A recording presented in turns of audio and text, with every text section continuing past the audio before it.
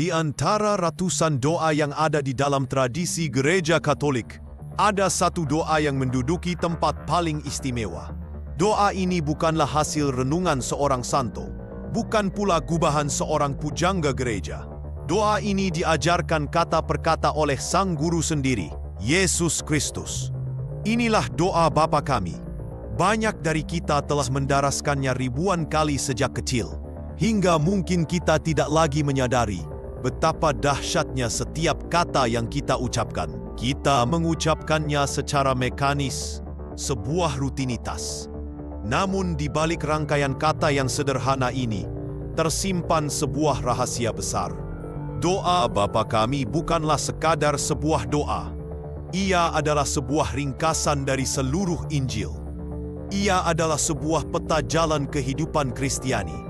Ia adalah sebuah kunci master yang membuka semua pintu pemahaman tentang siapa Tuhan, siapa diri kita, dan apa tujuan hidup kita. Selama ini, kita mungkin hanya memegang kunci itu di tangan kita.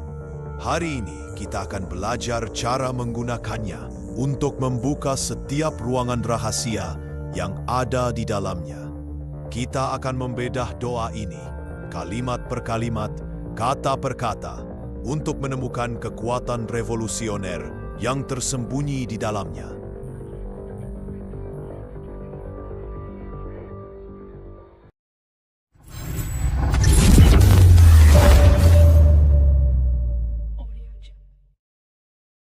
Rahasia pertama, revolusi dalam panggilan Bapa.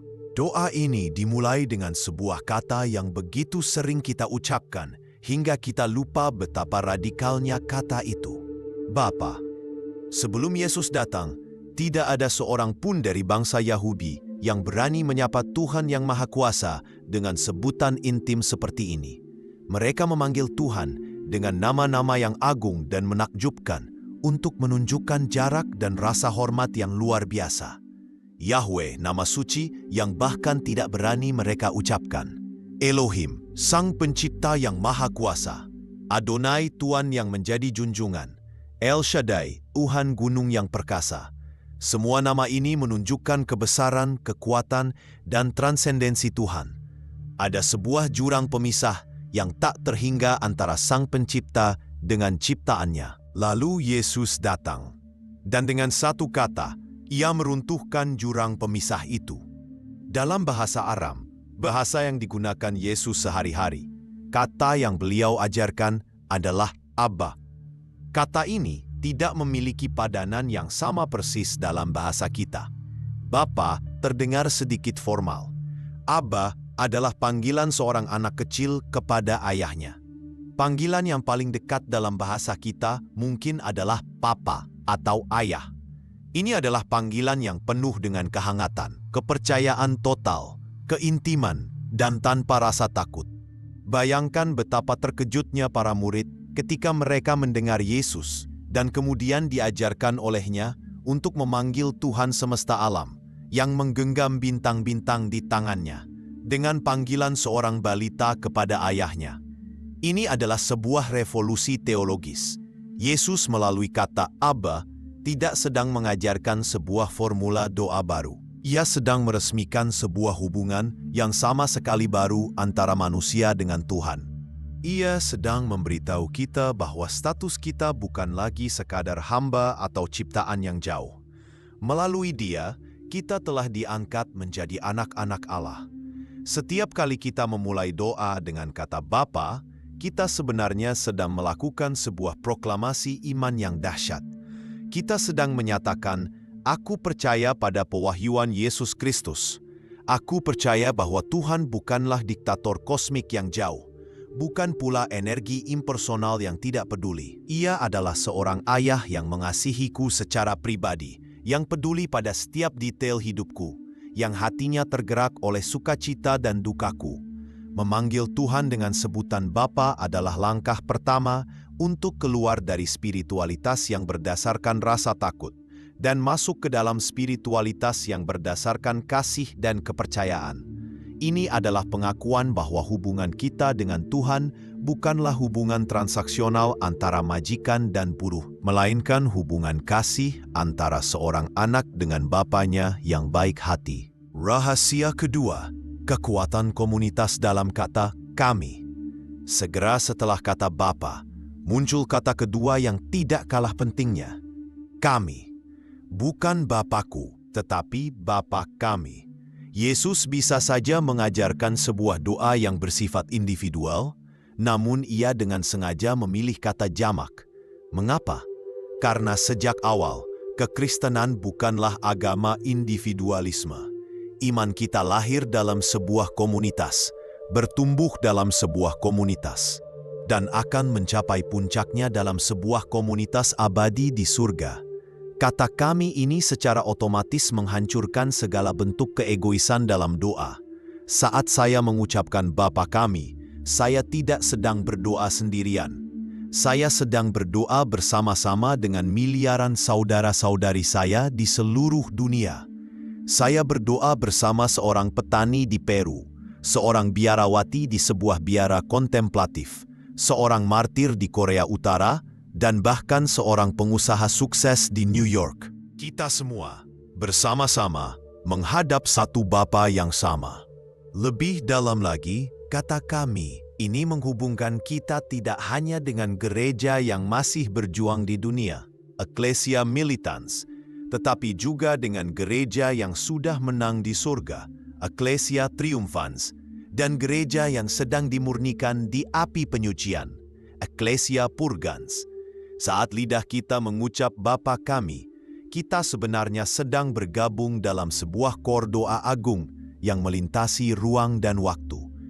Suara kita berpadu dengan suara Bunda Maria, Santo Yusuf, Santo Petrus, Santo Paulus, dan jutaan orang kudus lainnya yang tak terhitung jumlahnya. Mereka semua adalah bagian dari kami yang memanggil Tuhan sebagai Bapa. Ini memberikan kekuatan yang luar biasa pada doa kita. Kita tidak pernah sendirian. Bahkan di saat kita merasa paling terisolasi dan kesepian, kata kami ini mengingatkan kita bahwa kita adalah bagian dari sebuah keluarga yang sangat besar, sebuah tubuh mistik Kristus yang tak terkalahkan.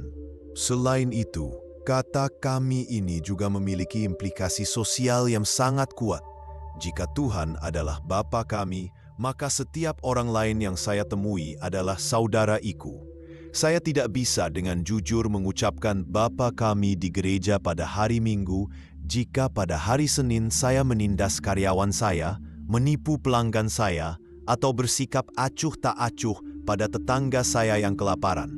Kata kami ini memaksa kita untuk melihat wajah saudara kita dalam setiap orang, terutama mereka yang miskin dan terpinggirkan. Doa Bapa kami sejak kata keduanya sudah menjadi sebuah doa keadilan sosial. Ia menantang kita untuk membangun sebuah persaudaraan sejati di dunia sebagai cerminan dari persaudaraan surgawi kita di hadapan satu Bapa yang sama. Rahasia ketiga, keseimbangan antara keintiman dan rasa hormat dalam yang ada di surga. Setelah menetapkan hubungan yang intim, Bapa, dan komunal, kami, Yesus segera menambahkan sebuah frasa yang memberikan keseimbangan sempurna yang ada di surga. Frasa ini sangatlah penting. Tujuannya adalah untuk mencegah kita jatuh ke dalam sikap yang terlalu familiar atau kurang ajar terhadap Tuhan. Jika kita hanya berhenti pada kata Aba, kita mungkin berisiko untuk meremehkan Tuhan, menganggapnya sebagai teman biasa atau kakek baik hati yang tugasnya hanya untuk memenuhi semua keinginan kita. Frasa yang ada di surga segera mengingatkan kita pada siapa yang sedang kita ajak bicara. Surga di sini bukanlah sekadar sebuah lokasi geografis di atas awan. Dalam pemikiran, menyebut Tuhan sebagai yang ada di sorga adalah sebuah pengakuan atas transendensinya, keagungannya, kemuliaannya, dan kedaulatannya yang absolut. Ia adalah Bapa yang intim, tetapi ia juga adalah Raja semesta alam yang di hadapannya para malaikat menutup muka karena tidak tahan akan kemuliaan cahayanya. Jadi, frasa ini mengajarkan kita tentang postur atau sikap yang benar dalam berdoa. Doa yang sejati selalu bergerak dalam sebuah tegangan dinamis antara keintiman dan rasa hormat, antara kepercayaan seorang anak dan kekaguman seorang hamba. Kita datang kepadanya dengan keberanian seorang anak yang tahu ia dikasihi. Tetapi kita juga datang dengan lutut yang gemetar karena kita sadar kita sedang berada di hadapan Sang Pencipta langit dan bumi. Keseimbangan inilah yang menjaga doa kita agar tidak menjadi terlalu sentimental dan egois di satu sisi, atau menjadi terlalu dingin, kaku, dan penuh ketakutan di sisi lain. Lebih jauh, frasa yang ada di surga juga memberikan kita sebuah perspektif. Ia mengangkat pandangan kita dari masalah-masalah duniawi kita yang seringkali terasa begitu besar dan menekan ke arah realitas surgawi yang abadi. Ia mengingatkan kita bahwa Bapa kita tidak dibatasi oleh hukum fisika, politik, atau ekonomi dunia ini. Ia berada di surga, artinya ia berdaulat atas segala situasi. Tidak ada masalah yang terlalu besar baginya. Tidak ada kekacauan yang terlalu rumit untuk ia urai. Saat kita berkata, Bapa kami yang ada di surga, kita sebenarnya sedang berkata, Bapa, aku tahu engkau dekat denganku, tetapi aku juga tahu engkau jauh lebih besar dari semua masalahku. Pandanganku terbatas, tetapi pandanganmu abadi. Kekuatanku kecil, tetapi kekuatanmu tak terhingga. Kalimat pembuka dari doa Bapa kami ini yang terdiri dari 3 bagian sederhana sesungguhnya telah meletakkan seluruh fondasi teologis dan spiritual yang kita butuhkan untuk membangun sebuah kehidupan doa yang sehat, seimbang, dan kuat. Setelah meletakkan fondasi yang kokoh dengan memahami siapa yang kita sapa, Bapa kita semua yang ada di surga, Yesus kemudian mengajarkan kita tentang prioritas yang benar di dalam doa. Disinilah letak salah satu rahasia terbesar dari doa Bapa kami, urutannya. Sebelum kita meminta apapun untuk diri kita sendiri, sebelum kita mengeluhkan masalah kita atau memohon kebutuhan kita, Yesus mengajarkan kita untuk mengalihkan fokus kita sepenuhnya kepada Tuhan. Perhatikan baik-baik, 3 permohonan pertama semuanya berpusat pada Tuhan, menggunakan katamu, namamu, kerajaanmu, kehendakmu. Baru setelah itu fokusnya bergeser kepada kita menggunakan kata kami, rezeki kami, kesalahan kami, pencobaan kami. Ini adalah sebuah pelajaran spiritual yang sangat mendalam. Doa yang sejati dan efektif selalu dimulai dengan penyembahan dan penyerahan diri kepada Tuhan, bukan dengan daftar permintaan kita. Dengan memprioritaskan kemuliaan Tuhan di atas kebutuhan kita sendiri, kita menempatkan seluruh hidup kita dalam perspektif yang benar. Kita mengakui bahwa alam semesta tidak berputar di sekeliling kita, tetapi di sekeliling Dia. Dan hanya ketika kita berada dalam posisi yang benar inilah, permohonan-permohonan kita selanjutnya akan memiliki bobot dan makna yang sesungguhnya. Mari kita selami rahasia di balik permohonan pertama yang agung ini. Rahasia keempat, makna sejati dari dimuliakanlah namamu. Permohonan pertama yang diajarkan Yesus adalah dimuliakanlah namamu. Dalam bahasa Inggris yang lebih kuno, hallowed be thy name. Banyak dari kita menganggap ini sebagai sebuah kalimat pujian, seperti terpujilah namamu. Namun itu tidak sepenuhnya tepat. Kalimat ini bukanlah sebuah pernyataan, melainkan sebuah permohonan yang aktif. Kata dimuliakanlah atau hallowed be adalah sebuah bentuk keinginan atau perintah. Kita tidak segan memberitahu Tuhan bahwa namanya itu mulia. Ia sudah mulia dengan sendirinya. Sebaliknya, kita sedang berdoa, ya Bapa, semoga namamu diperlakukan sebagai sesuatu yang kudus oleh semua orang, dimulai dari diriku sendiri. Ini adalah sebuah doa agar kemuliaan Tuhan yang sudah ada menjadi nyata dan diakui di seluruh dunia. Untuk memahami kedalamannya, kita harus mengerti apa arti nama dalam kebudayaan Ibrani. Bagi kita di zaman modern, nama hanyalah sebuah label untuk membedakan satu orang dengan yang lain. Namun bagi orang Ibrani, nama, Shem, mewakili keseluruhan pribadi, karakter, kuasa, dan esensi dari seseorang. Saat kitab suci berbicara tentang nama Tuhan, itu merujuk pada hakikat Tuhan sendiri dalam manifestasinya kepada manusia. Jadi, Saat kita berdoa, dimuliakanlah namamu, kita sedang berdoa agar pribadi Tuhan sendiri, karakternya yang penuh kasih, keadilannya, dan kuasanya yang menyelamatkan, dihormati dan dimuliakan di atas segalanya. Lalu bagaimana cara kita memuliakan namanya? Ada dua cara utama. Pertama, dengan bibir kita. Ini adalah cara yang paling jelas, yaitu melalui doa-doa pujian, liturgi, nyanyian, dan saat kita berbicara tentang Tuhan dengan penuh rasa hormat. Ini juga berarti kita secara aktif menolak untuk melakukan kebalikannya. Kita tidak menggunakan nama Tuhan dengan sembarangan, kita tidak mengumpat, dan kita tidak bersumpah palsu demi namanya. Ini adalah pemenuhan langsung dari perintah Allah yang kedua. Namun, cara kedua jauh lebih dalam dan menantang. Kita memuliakan namanya dengan seluruh hidup kita.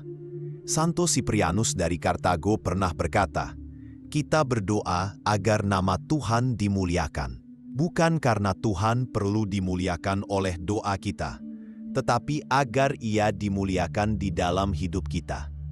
Artinya, cara hidup kita sehari-hari harus menjadi sebuah kesaksian yang membuat orang lain saat melihat kita berkata, "Tuhan dari orang ini pastilah Tuhan yang hebat." Saat seorang pengusaha Katolik memilih untuk jujur dan tidak menipu, ia sedang memuliakan nama Tuhan. Saat seorang dokter Katolik merawat pasiennya dengan penuh kasih tanpa memandang status, ia sedang memuliakan nama Tuhan. Saat kita memilih untuk mengampuni orang yang menyakiti kita, kita sedang memuliakan nama Tuhan dengan cara yang paling kuat. Sebaliknya, setiap kali kita yang mengaku sebagai anak-anaknya melakukan dosa, korupsi, atau kemunafikan, kita justru sedang mencemarkan nama Bapa kita di hadapan dunia. Doa ini adalah sebuah komitmen harian untuk hidup sedemikian rupa, sehingga keberadaan kita menjadi sebuah pujian bagi Tuhan. Ini adalah sebuah doa agar kita berhenti menjadi penghalang dan justru menjadi sebuah jendela yang transparan di mana dunia bisa melihat kebaikan Bapa kita. Rahasia kelima, 3 dimensi dari datanglah kerajaan-Mu. Setelah kita berdoa agar nama Tuhan dimuliakan, permohonan selanjutnya adalah datanglah kerajaan-Mu. Ini mungkin adalah salah satu kalimat paling revolusioner dan subversif yang bisa diucapkan oleh seorang manusia. Karena saat kita mengucapkan kalimat ini dengan sungguh-sungguh, kita sebenarnya sedang mendeklarasikan bahwa semua kerajaan, kekuasaan, dan sistem nilai dunia ini bersifat sementara dan tidak sempurna. Kita sedang menyatakan kesetiaan kita pada sebuah kerajaan yang lain, sebuah pemerintahan yang lain, yang dipimpin oleh seorang raja yang berbeda. Ini adalah sebuah doa yang memiliki setidaknya 3 dimensi atau lapisan makna yang sangat mendalam. Dimensi pertama adalah dimensi personal atau internal. Saat kita berdoa, datanglah kerajaan-Mu, kita sebenarnya sedang berdoa, Tuhan, datanglah dan berkuasalah secara penuh di dalam hatiku. Kita mengakui bahwa di dalam diri kita sendiri masih banyak wilayah yang belum sepenuhnya tunduk pada pemerintahan Kristus. Ada wilayah kesombongan, di mana kita masih ingin menjadi raja atas hidup kita sendiri. Ada wilayah kerakusan, di mana uang dan materi masih menjadi berhala kita. Ada wilayah hawa nafsu dan kemarahan yang belum terkendali. Berdoa datanglah kerajaan-Mu adalah sebuah undangan bagi Raja Damai untuk masuk ke dalam kekacauan hati kita, menaklukkan pemberontakan-pemberontakan kecil kita, dan mendirikan tahtanya di pusat keberadaan kita. Ini adalah doa untuk pengudusan diri. Kita meminta agar hukum kerajaan Allah, yaitu hukum kasih, kerendahan hati, dan pengampunan, menjadi konstitusi yang mengatur setiap pikiran, perkataan, dan perbuatan kita. Dimensi kedua adalah dimensi sosial atau komunal. Kita tidak hanya berdoa agar kerajaan Allah datang di dalam hati kita, tetapi juga agar nilai-nilai kerajaan itu menjadi nyata di tengah-tengah masyarakat kita. Kita berdoa agar keadilannya menggantikan korupsi. Kita berdoa agar damainya menggantikan perang dan perpecahan. Kita berdoa agar kasih-Nya mengatasi kebencian dan diskriminasi. Ini adalah sebuah doa yang sangat politis, bukan dalam arti politik partisan, tetapi dalam arti kepedulian pada polis atau kota bersama kita. Saat kita melihat ketidakadilan, kemiskinan, atau kerusakan lingkungan, doa "Datanglah kerajaan-Mu" menjadi sebuah seruan profetik agar tatanan dunia yang tidak adil ini digantikan oleh tatanan kerajaan Allah. Ini memotivasi kita untuk tidak hanya berdoa, tetapi juga untuk bekerja. Kita menjadi tangan dan kaki Kristus untuk membangun peradaban kasih, untuk membawa secuil surga ke dalam bumi kita saat ini. Dimensi ketiga adalah dimensi eskatologis atau akhir zaman. Ini adalah makna terdalam dari permohonan ini. Kita sedang berdoa untuk puncak dari seluruh sejarah keselamatan. Kita sedang mengungkapkan kerinduan kita akan kedatangan Kristus yang kedua kalinya, saat Ia akan datang kembali dalam kemuliaan untuk menghakimi orang yang hidup dan yang mati.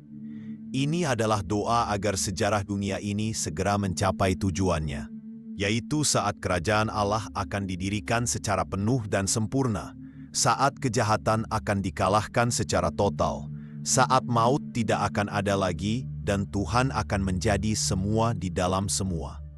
Ini adalah seruan dari mempelai wanita, yaitu gereja, yang merindukan kedatangan sang mempelai pria. Maranatha, datanglah Tuhan Yesus. Jadi, setiap kali kita mendaraskan "Datanglah kerajaan-Mu", kita sedang melakukan 3 hal sekaligus. Kita menyerahkan hati kita untuk ditaklukkan oleh Kristus. Kita berkomitmen untuk memperjuangkan nilai-nilai kerajaannya di masyarakat. Dan kita menyuarakan kerinduan terdalam jiwa kita akan kepulangan Sang Raja untuk selamanya. Setelah kita memfokuskan hati kita pada kemuliaan nama Tuhan dan kedatangan kerajaannya, Yesus menuntun kita pada anak tangga ketiga dari tangga penyembahan ini, sebuah puncak penyerahan diri yang menjadi engsel dari keseluruhan doa Bapa kami. Jadilah kehendak-Mu di atas bumi seperti di dalam surga. Permohonan ini adalah konsekuensi logis dari 2 permohonan sebelumnya. Jika kita benar-benar ingin nama Tuhan dimuliakan dan kerajaan-Nya datang, maka satu-satunya cara hal itu bisa terjadi adalah jika kehendak-Nya, bukan kehendak kita, yang terlaksana. Disinilah letak ujian sesungguhnya dari iman kita. Mudah untuk memuji Tuhan saat semuanya berjalan baik, tetapi apakah kita masih bisa mengucapkan kalimat ini saat kehendak kita dan kehendak Tuhan terasa bertabrakan? Untuk memahami kekuatan dari doa ini, kita harus melihat pada momen di mana doa ini diucapkan dalam bentuknya yang paling murni dan paling menyakitkan. Kita harus pergi ke Taman Getsemani. Di sana, Yesus dalam kemanusiaannya mengalami ketakutan dan kegentaran yang luar biasa menghadapi penderitaan yang akan datang. Kehendak manusiawinya secara alami ingin menolak cawan penderitaan itu. "Ya Bapakku," katanya, "jikalau sekiranya mungkin, biarlah cawan ini lalu daripadaku." Ini adalah seruan jujur dari hati manusia yang sedang bergumul. Namun, ia segera menambahkan kalimat yang menjadi model bagi kita semua. 1. Tetapi janganlah seperti yang ku kehendaki, melainkan seperti yang Engkau kehendaki. Inilah doa "Jadilah kehendak-Mu" yang diucapkan dengan peluh yang menjadi seperti titik-titik darah. Doa ini bukanlah sebuah kepasrahan yang pasif dan kalah, melainkan sebuah tindakan kepercayaan aktif yang heroik.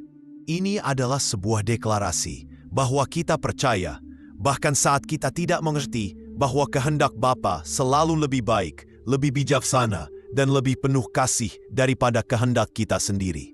Lalu apa sebenarnya kehendak Tuhan yang kita doakan ini? Kita bisa membaginya menjadi 2 aspek. Pertama adalah kehendak Tuhan yang telah dinyatakan, revealed will. Ini adalah kehendaknya yang sudah jelas tertulis bagi kita di dalam kitab suci dan ajaran gereja. 10 perintah Allah. Perintah untuk mengasihi Tuhan dan sesama, sabda bahagia, dan ajaran-ajaran moral lainnya. Saat kita berdoa, "Jadilah kehendak-Mu", dalam konteks ini, kita sebenarnya sedang berdoa memohon kekuatan. Kita berkata, "Tuhan, Aku tahu apa yang Engkau inginkan dariku. Aku tahu aku harus jujur, harus mengampuni, harus kudus. Tetapi aku lemah dan seringkali gagal. Berilah aku rahmat dan kekuatan untuk melakukan kehendak-Mu yang sudah aku ketahui ini. Ini adalah doa melawan kelemahan dan kecenderungan kita pada dosa. Aspek kedua adalah kehendak Tuhan yang mengizinkan permissive will. Inilah bagian yang jauh lebih sulit. Ini menyangkut hal-hal yang terjadi dalam hidup kita yang berada di luar kendali kita. Penyakit, kehilangan orang yang dicintai, kegagalan dalam karier, bencana alam. Tuhan tidak menginginkan kejahatan atau penderitaan itu sendiri, tetapi Ia mengizinkannya terjadi dalam kerangka rencana penyelenggaraan ilahinya yang jauh lebih besar. Saat kita berdoa, jadilah kehendak-Mu di tengah situasi seperti ini. Kita tidak sedang berkata, Tuhan, aku suka dengan penderitaan ini. Tidak, kita sedang melakukan sebuah tindakan iman yang luar biasa dengan berkata, Tuhan, aku tidak mengerti mengapa ini terjadi. Ini sangat menyakitkan, tetapi aku percaya bahwa Engkau lebih besar dari penderitaan ini.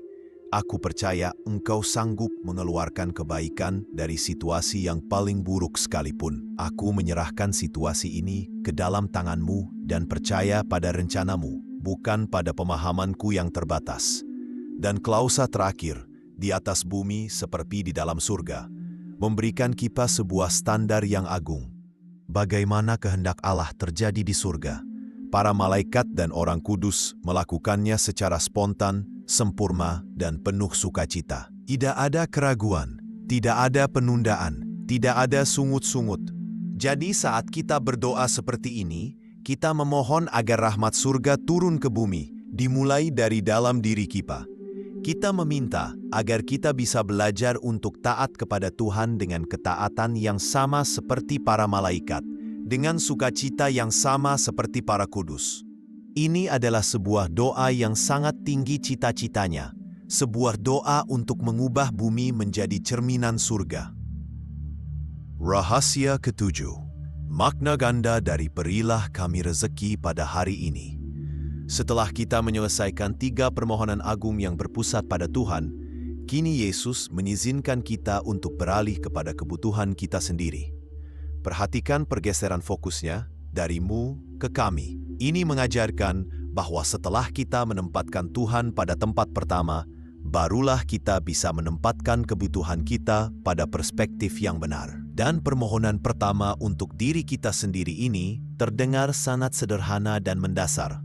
Berilah kami rezeki pada hari ini. Namun di balik kesederhanaan ini, tersembunyi sebuah kekayaan teologis yang luar biasa, terutama dalam satu kata kuncinya. Dalam naskah asli Injil yang berbahasa Yunani, kata yang diterjemahkan sebagai harian atau secukupnya adalah kata epiousios. Ini adalah sebuah kata yang sangat misterius. Kata ini tidak ditemukan di naskah-naskah Yunani kuno lainnya di luar doa Bapa Kami. Keunikannya membuat para bapa gereja dan para ahli kitab suci merenungkannya selama berabad-abad, dan mereka menemukan setidaknya ada 3 lapisan makna yang terkandung di dalamnya, yang semuanya benar. Lapisan makna pertama adalah roti jasmani. Ini adalah makna yang paling harafiah dan langsung. Roti di sini mewakili semua kebutuhan material kita untuk bisa bertahan hidup hari ini. Makanan, minuman, pakaian, tempat tinggal, kesehatan.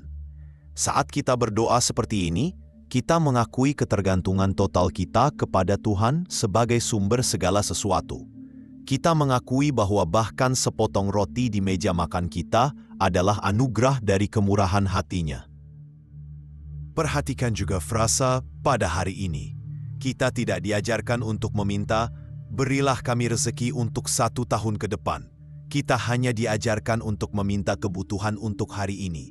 Ini adalah sebuah pelajaran spiritual yang sangat mendalam tentang kepercayaan dan penyerahan diri. Yesus sedang melatih kita untuk hidup di masa kini, untuk tidak dikuasai oleh kecemasan akan hari esok. Sama seperti bangsa Israel di padang gurun yang hanya boleh mengambil mana secukupnya untuk 1 hari. Kita pun diajak untuk percaya bahwa Bapa akan menyediakan apa yang kita butuhkan, tepat pada waktunya. Lapisan makna kedua adalah roti surgawi. Banyak bapa gereja seperti Santo Hieronymus yang menerjemahkan Alkitab ke dalam bahasa Latin memahami kata epiousios sebagai supersubstansial atau di atas segala substansi. Roti yang supersubstansial ini tidak lain dan tidak bukan adalah tubuh Kristus sendiri dalam Ekaristi Kudus. Jadi, saat kita berdoa berilah kami rejeki pada hari ini, kita tidak hanya memohon makanan untuk tubuh, tetapi kita juga sedang memohon makanan untuk jiwa kita. Kita sedang mengungkapkan kerinduan kita untuk menerima Yesus dalam komuni kudus, Sang Roti Hidup yang turun dari surga. Tanpa roti Ekaristi ini, jiwa kita akan kelaparan dan mati. Doa ini menjadi sebuah doa ekaristis yang indah, sebuah permohonan agar kita tidak pernah dijauhkan dari santapan ilahi yang memberikan kehidupan kekal. Lapisan makna ketiga adalah Roi Sabda. Roti juga adalah simbol dari sabda Tuhan itu sendiri. Yesus pernah berkata, manusia hidup bukan dari roti saja, tetapi dari setiap firman yang keluar dari mulut Allah. Maka saat berdoa seperti ini, kita juga memohon agar pada hari ini Tuhan memberikan kita makanan rohani.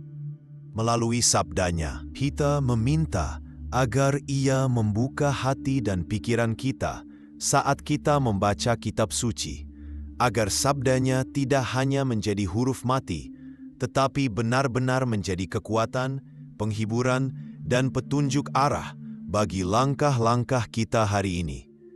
Jadi dalam satu kalimat pendek ini, kita memohon 3 hal sekaligus. Rezeki untuk tubuh kita, rezeki Ekaristi untuk jiwa kita, dan rezeki sabda untuk pikiran kita. Dan sekali lagi, perhatikan kata kami. Kita tidak hanya berdoa untuk roti kita sendiri, tetapi juga untuk roti bagi semua saudara-saudari kita di seluruh dunia. Doa ini seharusnya mendorong hati kita untuk tergerak, untuk menjadi saluran berkat Tuhan bagi mereka yang lapar, baik lapar secara jasmani maupun rohani. Rahasia ke-8, utang spiritual dan belas kasih tanpa batas. Setelah kita menyerahkan kehendak kita dan mengakui ketergantungan kita pada Tuhan untuk kebutuhan jasmani dan rohani, doa Bapa kami membawa kita ke sebuah lembah kerendahan hati yang paling dalam. Kita beralih dari memohon roti ke memohon sesuatu yang jauh lebih esensial bagi kehidupan kekal kita, pengampunan. Permohonan kelima ini berbunyi, dan ampunilah kesalahan kami. Dalam terjemahan yang lebih tua atau dalam Injil Matius versi aslinya, kata yang digunakan bukanlah kesalahan, melainkan utang, opheilema dalam bahasa Yunani. Ini adalah sebuah pilihan kata yang sangat disengaja dan penuh makna. Yesus ingin kita memahami bahwa dosa bukanlah sekedar sebuah pelanggaran aturan atau sebuah noda moral. Setiap dosa adalah sebuah utang yang kita ciptakan terhadap keadilan dan kekudusan Tuhan. Saat kita berbuat dosa, kita mengambil sesuatu dari kemuliaan yang seharusnya kita berikan kepada Tuhan. Dan kita menciptakan sebuah defisit, sebuah lubang, sebuah utang yang tidak akan pernah bisa kita bayar lunas dengan kekuatan kita sendiri. Bayangkan seorang pengemis yang berutang triliunan rupiah kepada seorang raja. Mustahil baginya untuk membayarnya kembali. Itulah gambaran posisi kita di hadapan Tuhan. Utang dosa kita, sejak dari dosa Adam hingga dosa-dosa pribadi kita setiap hari, adalah utang yang tak terhingga. Fakta bahwa Yesus mengajarkan kita untuk berani meminta penghapusan utang ini adalah sebuah rahasia yang menakjubkan.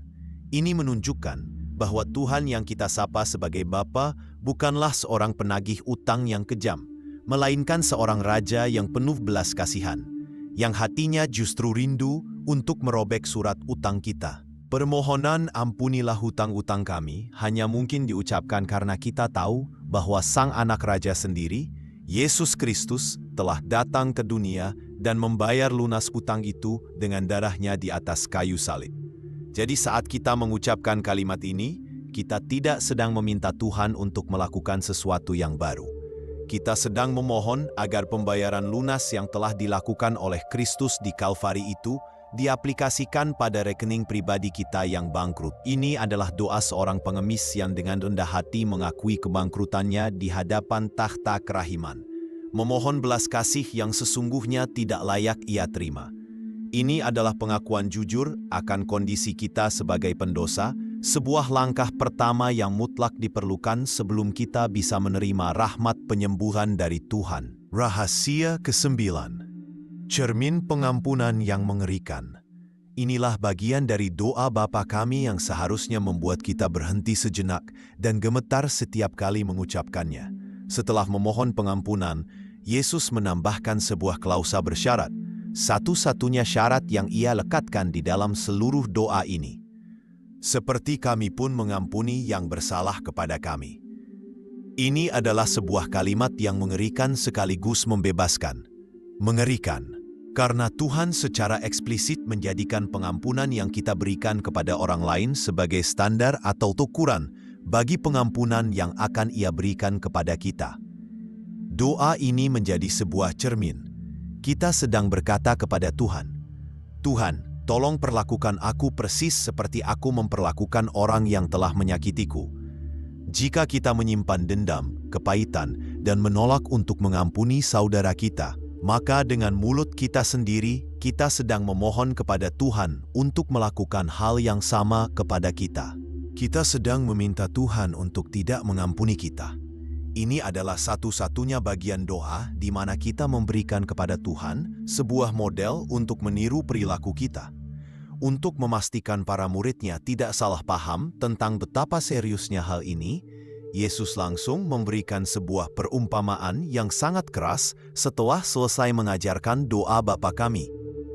Itulah perumpamaan tentang hamba yang tidak mengenal belas kasihan dalam Injil Matius bab 18. Diceritakan ada seorang hamba yang berutang 10.000 talenta kepada rajanya. 10.000 talenta adalah sebuah jumlah yang mustahil dibayangkan, setara dengan pendapatan seluruh sebuah kerajaan selama bertahun-tahun, atau miliaran dolar di zaman sekarang. Utang ini jelas melambangkan utang dosa kita yang tak terhingga kepada Tuhan. Sang hamba memohon belas kasihan, dan sang raja yang hatinya tergerak oleh belas kasihan melakukan sesuatu yang luar biasa. Ia menghapuskan seluruh utang itu. Hamba itu dibebaskan. Namun, saat hamba yang baru saja menerima pengampunan luar biasa itu keluar dari istana, ia bertemu dengan temannya sesama hamba yang berutang kepadanya 100 dinar. 100 dinar adalah upah kerja selama sekitar 100 hari. Sebuah jumlah yang sangat kecil dibandingkan 10.000 talenta. Hamba itu mencekik leher temannya dan menuntut utangnya dibayar saat itu juga. Meskipun temannya memohon belas kasihan, ia menolak dan menjebloskan temannya itu ke dalam penjara. Kabar ini sampai kepada sang raja. Raja menjadi murka luar biasa. Ia memanggil kembali hamba yang jahat itu dan berkata, "Hai hamba yang jahat, seluruh utangmu telah kuhapuskan karena engkau memohonkannya kepadaku. Bukankah engkau pun harus mengasihani kawanmu seperti aku telah mengasihani engkau?" Kemudian sang raja menyerahkan hamba itu kepada para algojo sampai ia melunasi seluruh utangnya, sesuatu yang mustahil ia lakukan. Yesus menutup perumpamaan ini dengan sebuah kalimat peringatan yang sangat keras. "Maka Bapa-Ku yang di sorga akan berbuat demikian juga terhadap kamu apabila kamu masing-masing tidak mengampuni saudaramu dengan segenap hatimu." Perumpamaan ini adalah penjelasan ilahi dari doa, "Ampunilah kami seperti kami pun mengampuni." Tuhan telah mengampuni kita dari sebuah utang yang tak terhingga melalui pengorbanan Kristus. Bagaimana mungkin kita yang telah menerima kerahiman sebesar itu berani menolak untuk memberikan kerahiman atas utang-utang kecil yang dilakukan oleh sesama kita kepada kita? Penolakan untuk mengampuni adalah sebuah penghinaan terhadap kerahiman Tuhan. Itu sama saja dengan berkata, "Tuhan, pengampunanmu memang baik untukku, tetapi kesalahannya terhadapku terlalu besar untuk diampuni." Ini adalah sebuah kesombongan spiritual yang luar biasa.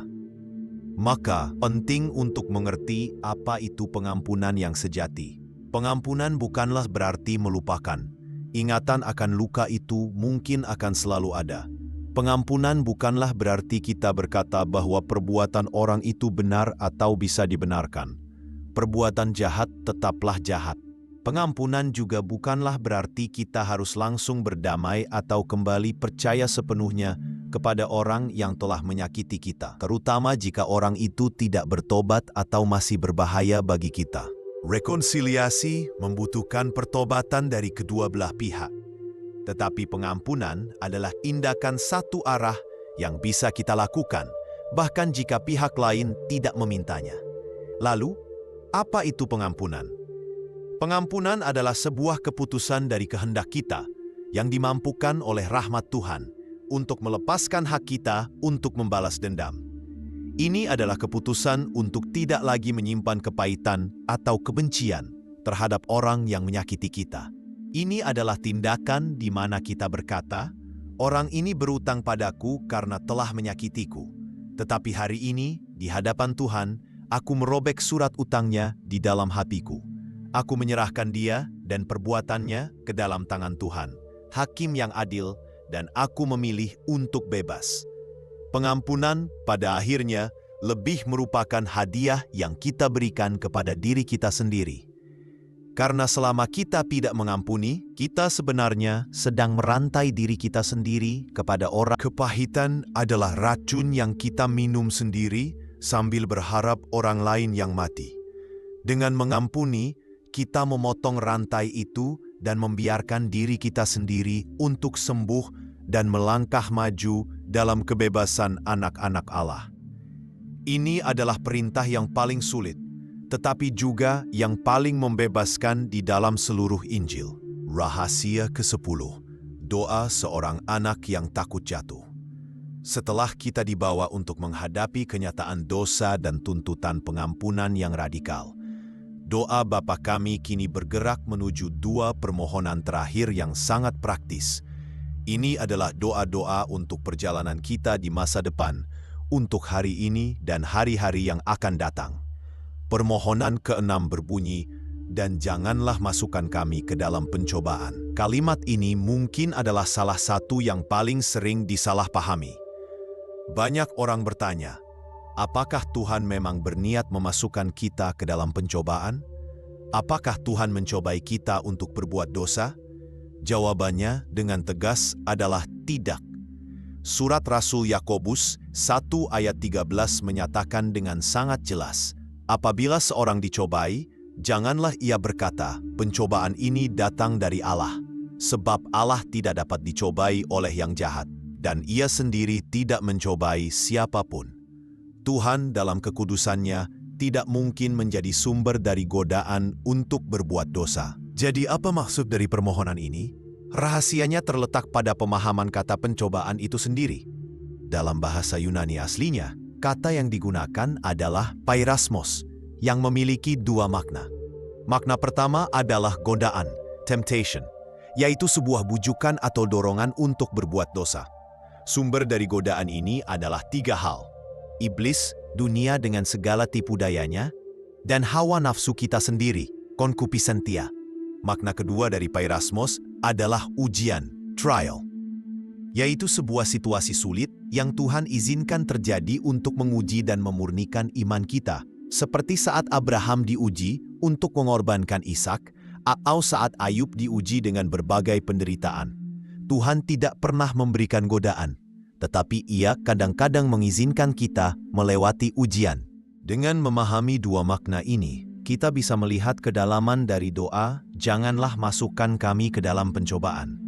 Pertama, saat kita berdoa seperti ini, kita sedang mengungkapkan sebuah kerendahan hati yang mendalam. Kita sedang berkata, "Bapa, aku ini lemah. Aku tahu betapa mudahnya aku jatuh ke dalam dosa. Oleh karena itu, aku mohon, jangan biarkan aku masuk ke dalam situasi atau kesempatan berbuat dosa yang terlalu berat untuk kutanggung." Ini adalah doa seorang anak kecil yang tahu dirinya ceroboh, memohon kepada bapaknya, "Ayah, tolong genggam tanganku erat-erat.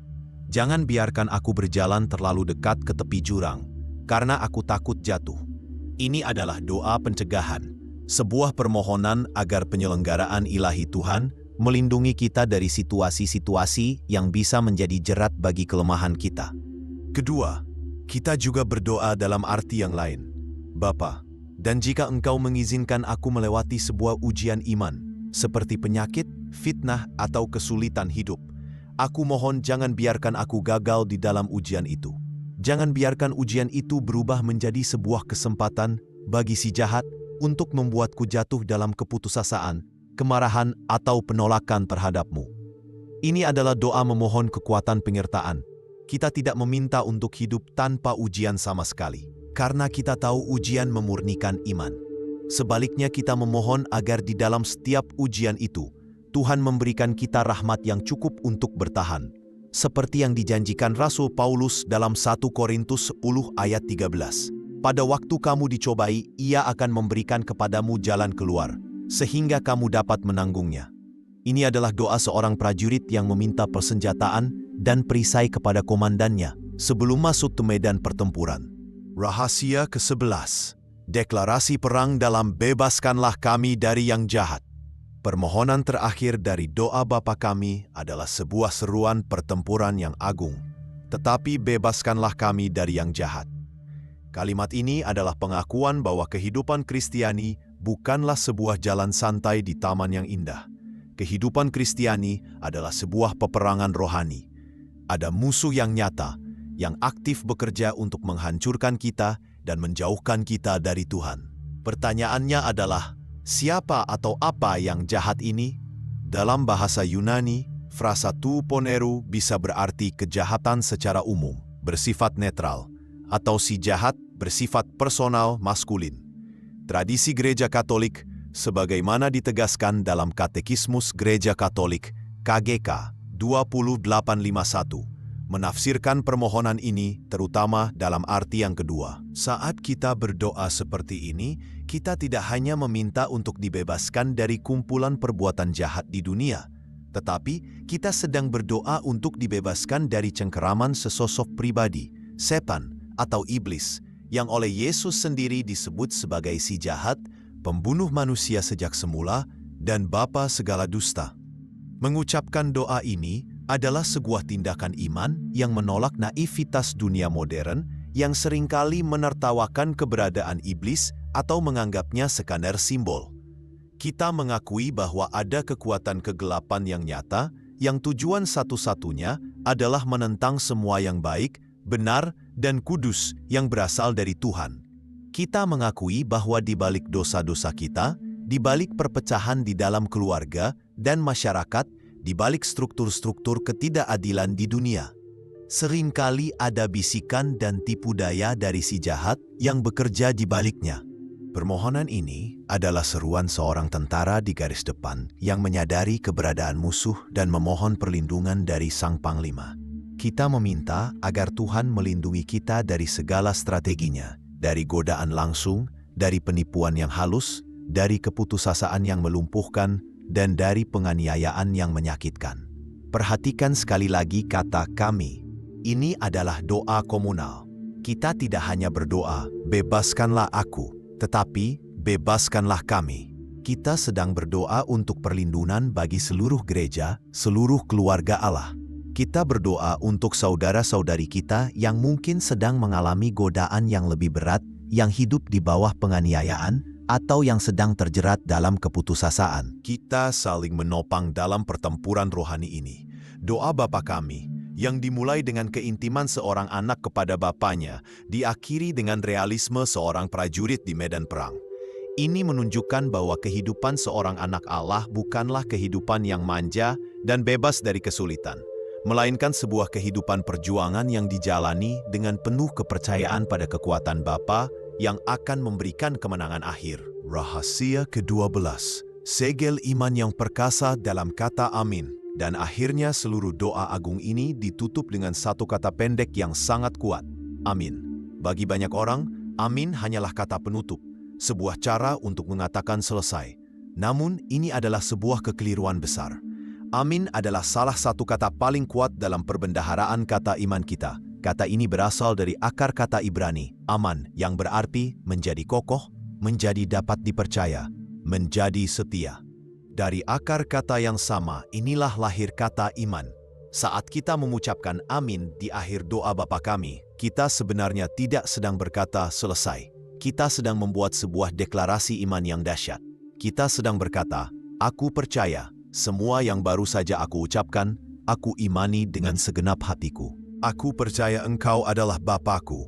Aku percaya kerajaan-Mu akan datang. Aku percaya Engkau akan memberikan rezeki. Aku percaya Engkau akan mengampuniku sebagaimana aku mengampuni.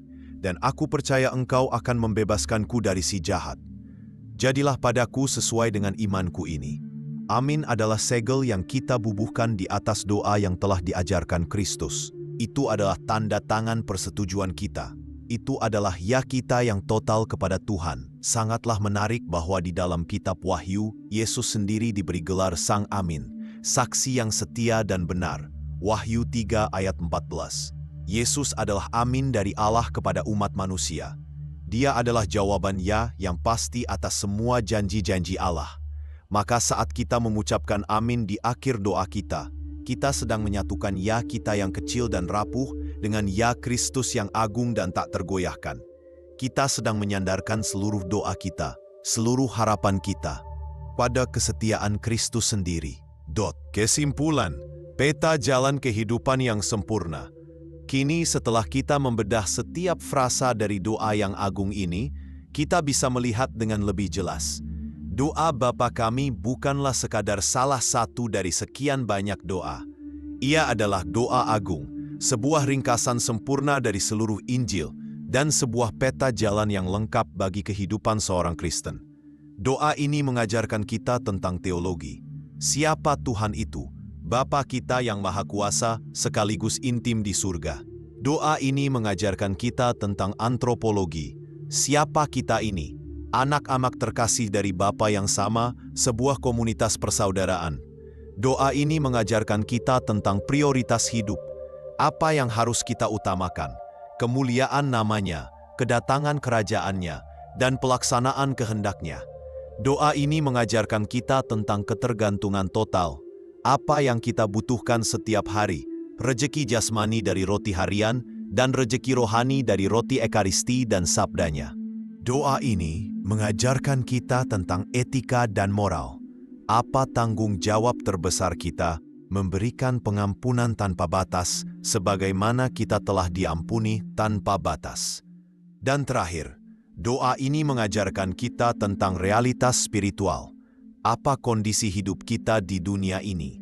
Sebuah peperanan rohani yang membutuhkan perlindungan dan pembebasan dari Tuhan. Dari awal hingga akhir, doa Bapa kami menuntun kita dalam sebuah perjalanan. Dimulai dengan tatapan penuh penyembahan ke atas kepada Bapa. Kemudian berlanjut dengan introspeksi yang jujur ke dalam diri sendiri, mengakui kebutuhan dan dosa kita. Dan diakhiri dengan tatapan waspada ke depan, menyadari tantangan dan pertempuran yang menanti. Semoga setelah perjalanan ini, kita tidak akan pernah lagi mendaraskan doa Bapa kami dengan cara yang sama. Semoga setiap katanya kini bergetar dengan makna baru, setiap permohonannya menjadi jeritan hati kita yang sesungguhnya, dan setiap amin yang kita ucapkan menjadi sebuah deklarasi iman yang mengguncang surga. Karena doa yang diajarkan oleh Sang Guru ini bukanlah sekedar kata-kata, melainkan sebuah jalan untuk mengubah hidup kita, dan melalui kita mengubah dunia.